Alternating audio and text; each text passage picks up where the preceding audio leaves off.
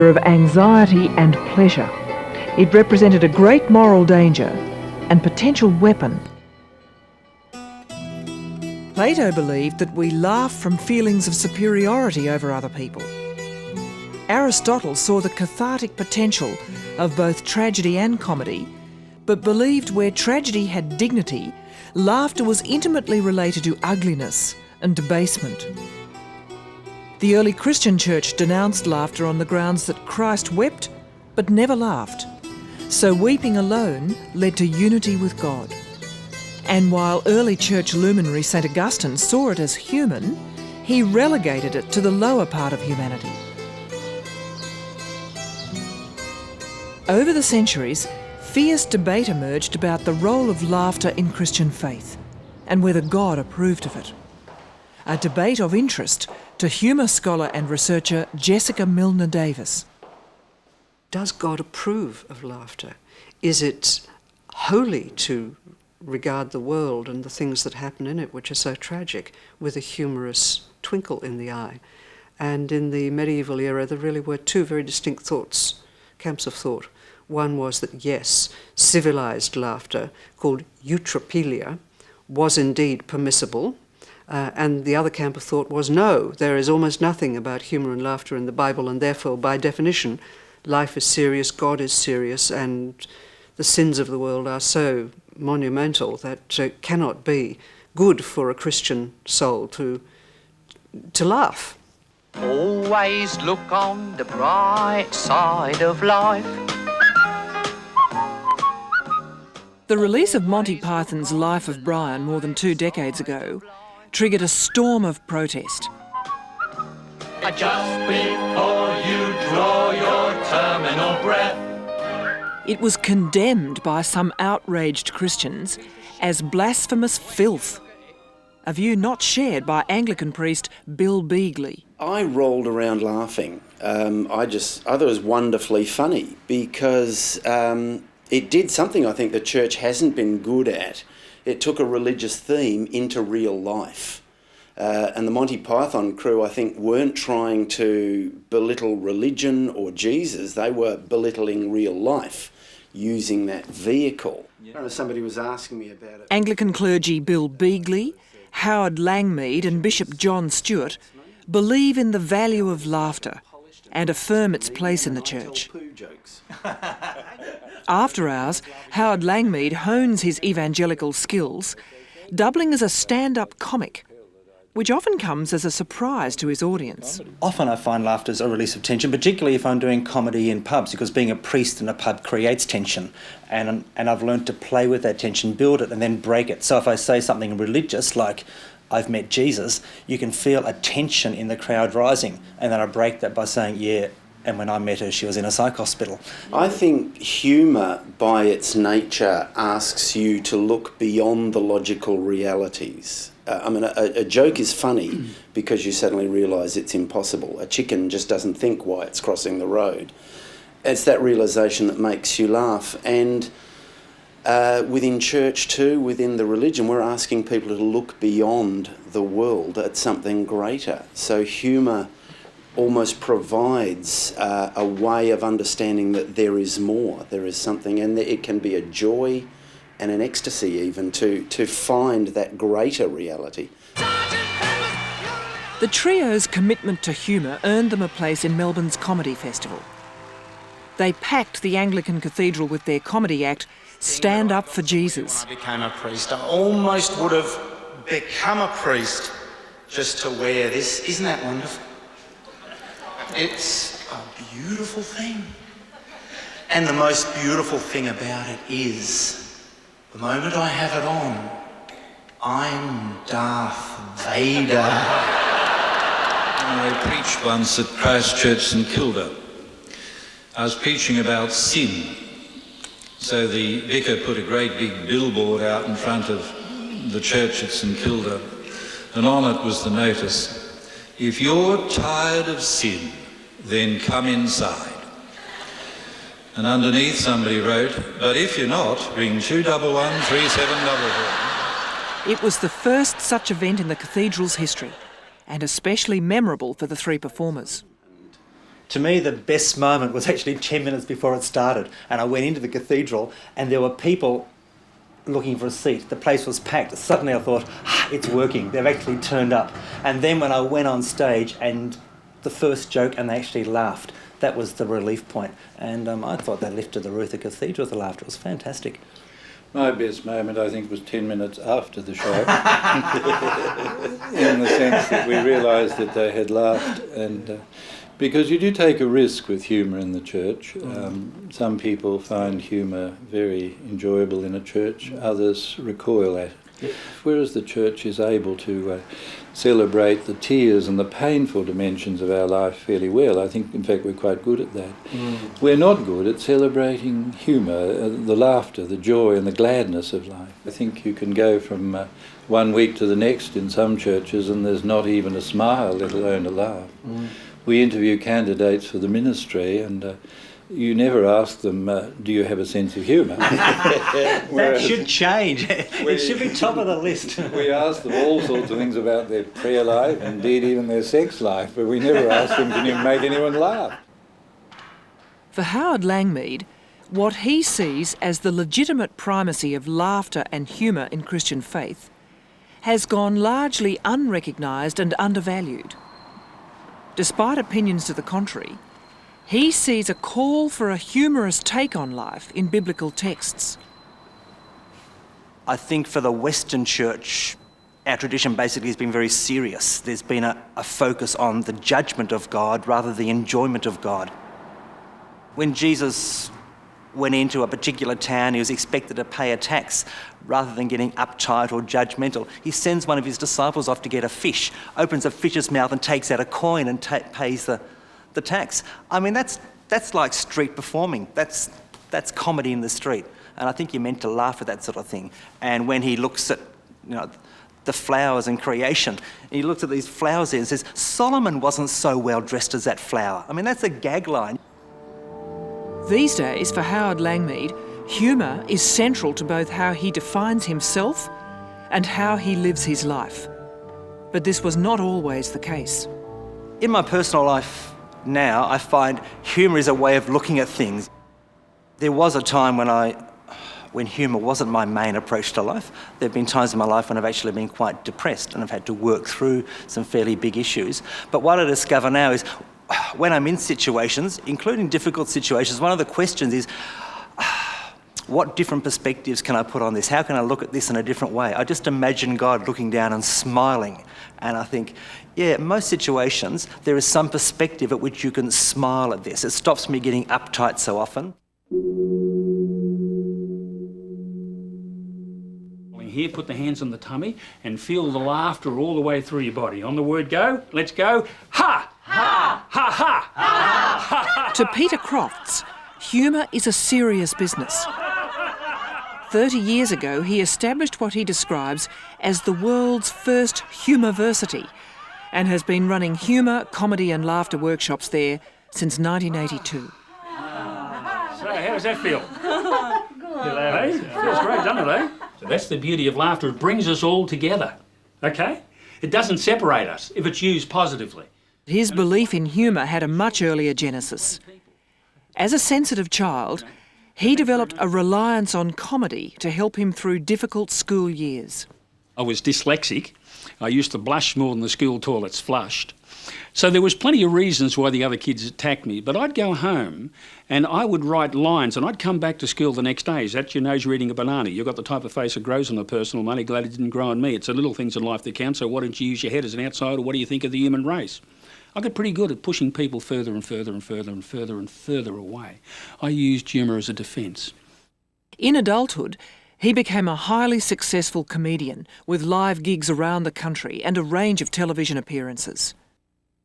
But at age 30, in mid-performance, everything changed. And I'm standing on stage there one night and I look at the audience and all the audience are laughing and I see a reflection of myself in the mirror and I'm not laughing. And I say to myself, the secret to life is to be laughing yourself, not just the audience laughing. So I'd learnt a sense of comedy for those first 30 years. And then I gave up comedy for 2 years, and still I train comedians now, of course, and speakers. But then I said, well, what I want to do is I want to teach myself a sense of humour now. I taught myself a sense of comedy. I want to teach myself a sense of humour. I want to be laughing. You know, I want to enjoy life. I don't want to be defending myself all the time. So humour is an inside look out as well as an outside look in. Okay? So I pursued and of course opened the world's first humourversity and the world's first bookshop specialising in humour, comedy and laughter, and spent 30 years putting together 60,000 books on the subject and reading those books seriously so that I wouldn't get again lost in that sense of tragedy that is part of my tribe, part of our tribe, so that I could free myself from that consciously, stay in the conscious moment, that there is humour in this moment no matter what the moment is.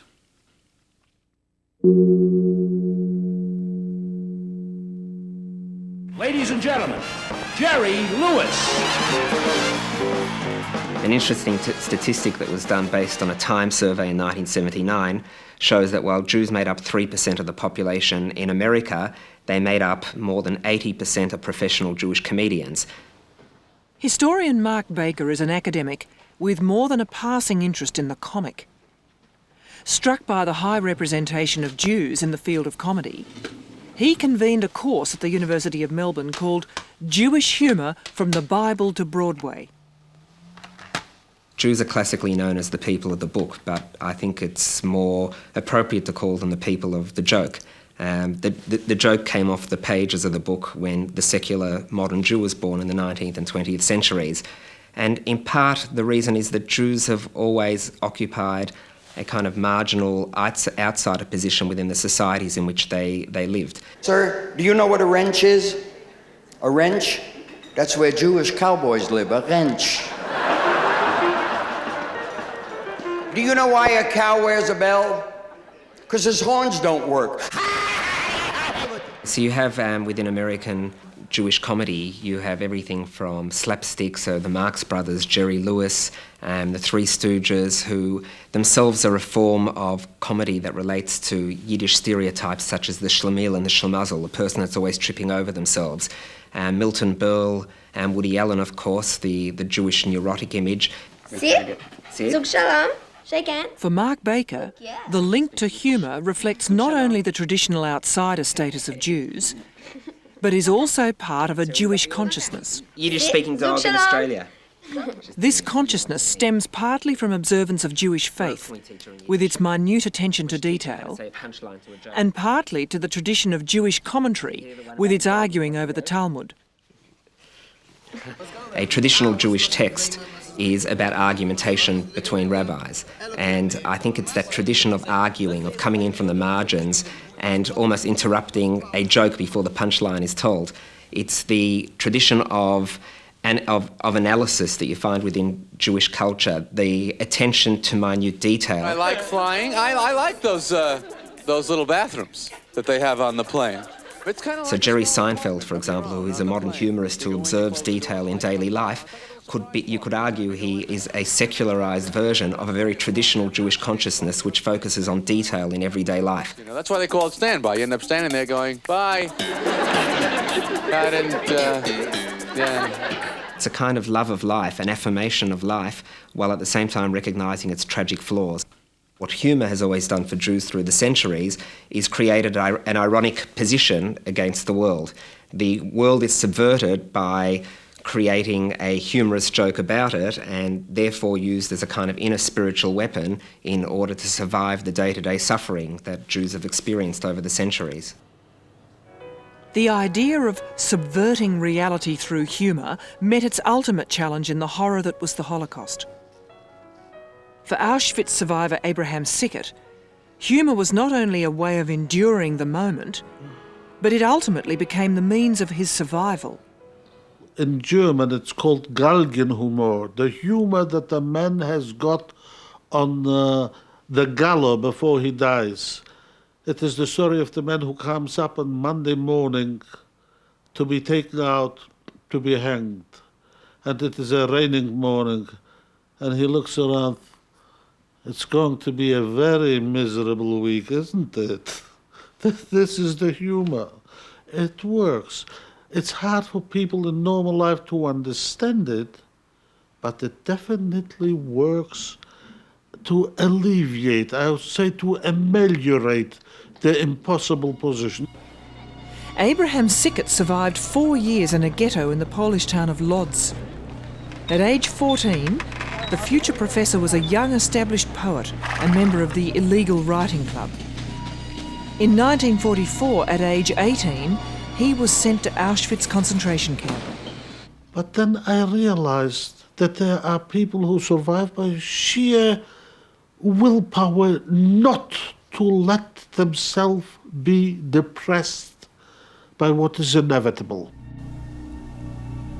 I wrote a poem, Survive. Your blood make ink, write down, record the death camp's most important word, survive. Make every final crumb of bread a holy feast to stave off death. Survive. For you who live in this hell will be the witness, who must tell, survive. And as the living numbers fall, you will be speaking for us all, survive. His poetry came to the attention of someone high up in the camp, who asked him if he could write what was described as left-handed poetry. And when he showed me a sample, I realized what it is. It was pornography at the lowest gutter. And this was the humor that our leaders in the camp, the couples and the block cultists, used for their weekly parties that they have for themselves late at night.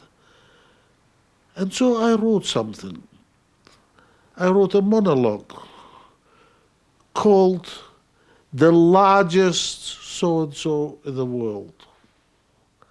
And that monologue just established me as an entertainer for them. Believe it or not, at the time I didn't realize that I was actually using the tragedy, the top-notch tragedy, to earn my living and to make our murderers, or rather, let's say, those that performed the selections and beating up people, that I make them laugh. I was working very hard on it because it saved my life. You see, I entertained others to make them laugh. It was not laughing to me, but to them. A year later, after liberation, somebody told me when I heard it, I was ready to cut your tongue out. And it was right. So what is humor?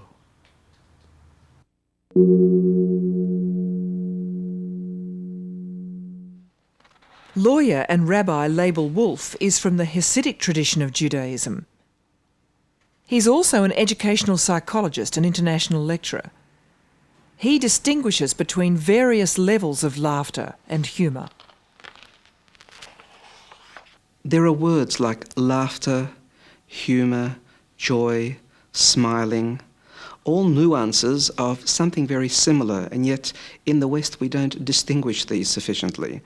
When we speak about humour, for example, we can speak about black humour as well as normative humour. And really there, when we speak in terms of different contexts of humour, we're already talking about something less spontaneous. We're talking about something which has already been fashioned by the mind. It's cerebral in nature. When you look at the micro policy, it's micro by name and micro by nature. You'd need a looking glass to find it. Previous Labor government, where Creenite was a term of abuse, which it meant your economic policy was shot. And they are now all Creenites, Mr. Speaker. The Labor Party frontbench, Simon and the Creenites, they call them. While Label Wolf acknowledges satirical and other cerebral forms of humour, he distinguishes laughter directed at someone or something from what he calls authentic laughter, where it's an expression of joy. Laughter is perhaps one of the most mystical expressions of a human being. We say in our tradition, laughter takes place when the soul tricks the mind, bypasses it, short-circuits the process. It's something much more basic. If the mind intervenes, then there is a plateauing of the process. and laughter becomes something more intellectual, something more mind-oriented. True laughter that flows from the intuitive self, which is the most beautiful expression of joy and purpose of creation. When we laugh, we say God laughs with us, and vice versa as well. Laughter is perhaps the most basic expression of creation. Laughter in many ways brings us closer to the basic values of existence, that is to be happy. Lama Chodak is a Tibetan Buddhist. At a recent International Buddhist Convention in Melbourne, he delivered a personal message from the Dalai Lama. His Holiness Dalai Lama is viewed by millions. To Tibetan Buddhists, happiness is achieved through embracing the concept of impermanence. Rare hopes. So the whole idea is when you can focus your mind about nothing is permanent.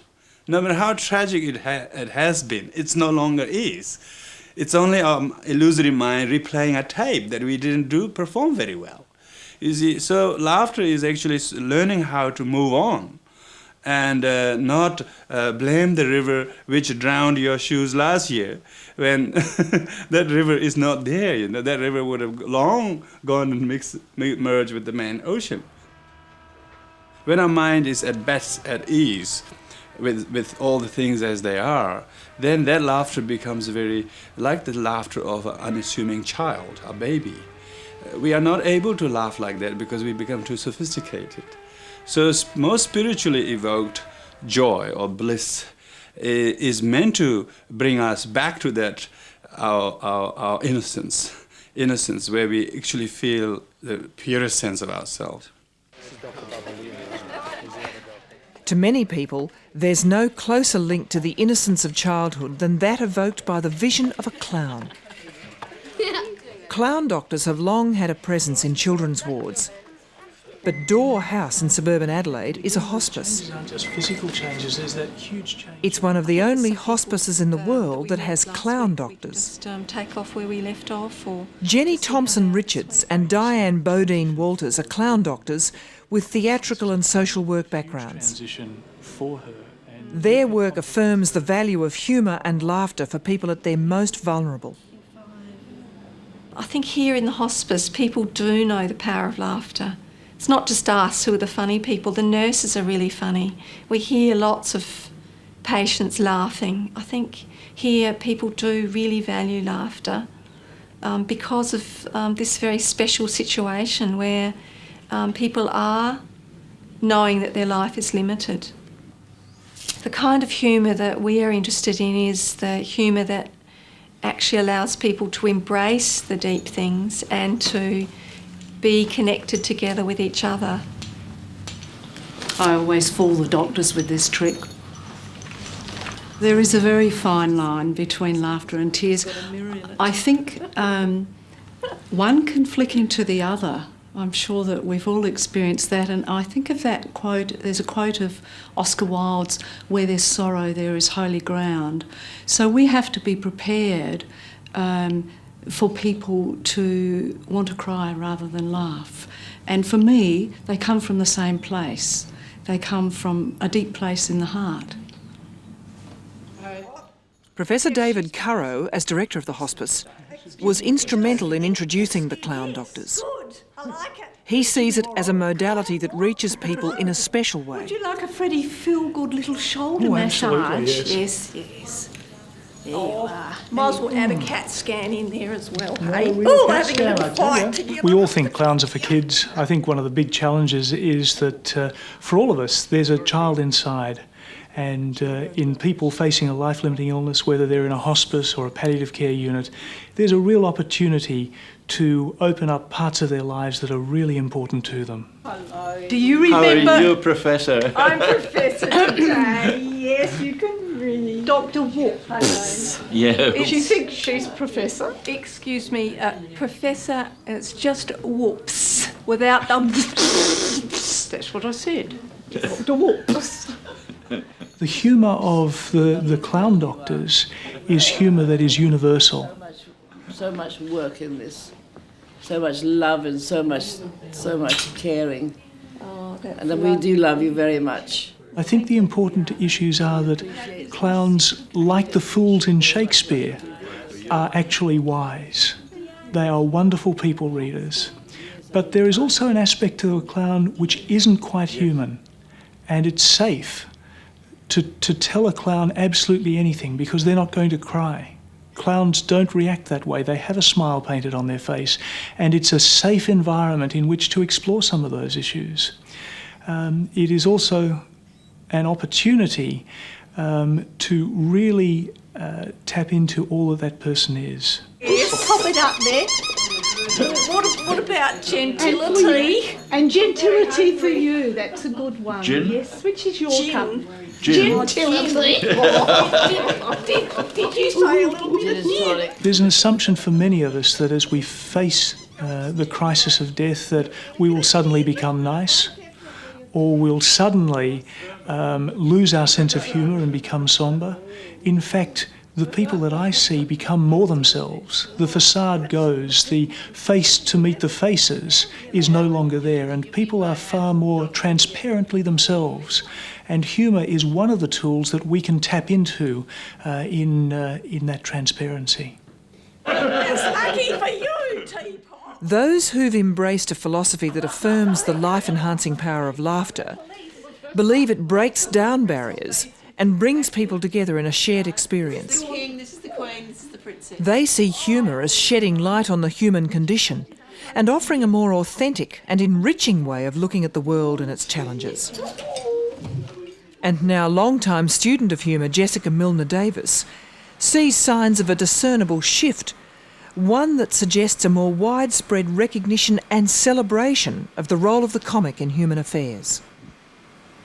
There is certainly a new awareness of and appreciation of humour in contemporary society. These traditions are age-old, but they're coming to a new examination. Their status, if you like, is being elevated once more, being taken seriously. And perhaps this is because we realise that spirit has a role to play in the direction of human affairs, and that spirit cannot be limited by the human judgment that this is serious and therefore is to be higher up, and this is not serious and therefore is to be placed further down. That spirit will transcend all human judgments like that, and therefore must embrace laughter along with tears.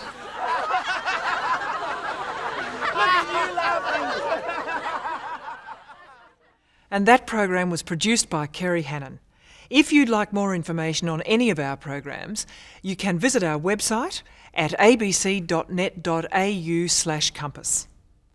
Next week, we put some miracles to the test with a religious and scientific investigation into some of the recent reports of unusual phenomena surrounding statues and icons from around the world. There are some astonishing claims of the miraculous. A statue of the Virgin Mary said to sway and move by herself. The statue seemed to take a life of its own. It seemed to take off.